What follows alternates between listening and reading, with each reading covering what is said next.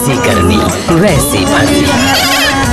नमस्ते प्रणाम, आप सब देख रहल बानी भोजपुरी प्लस। और आज के ई खबर बा भोजपुरी ट्रेंडिंग स्टार खेसारी लाल यादव जी के बारे में, जिनकर एगो बहुत ही शानदार फिल्म आज रिलीज होके जा रहल बाड़ी यूट्यूब पर। जी हाँ, ई फिल्म के नाम बा बोल राधा बोल, जो कि जब सिनेमा हॉल में आए रहे तो धमाल मचा देले रहे।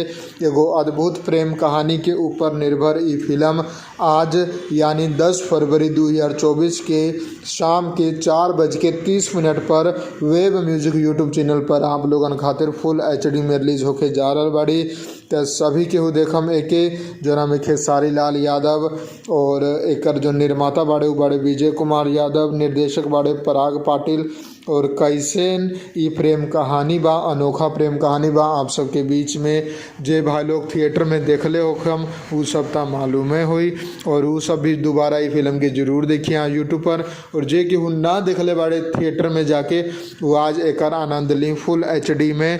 और कमेंट करके बताएं कि आप लोगन के फिल्म कैसा लागल। हम मिलम आप लोगन के एगो नया अपडेट में भोजपुरी के और भी मसालेदार खबर लेके। फिलहाल खातिर इतना ही। अगर वीडियो पसंद आयल बा तो लाइक करी, ज़्यादा से ज़्यादा शेयर करके चैनल के सब्सक्राइब करी। जय हिंद, जय भोजपुरी, प्रणाम।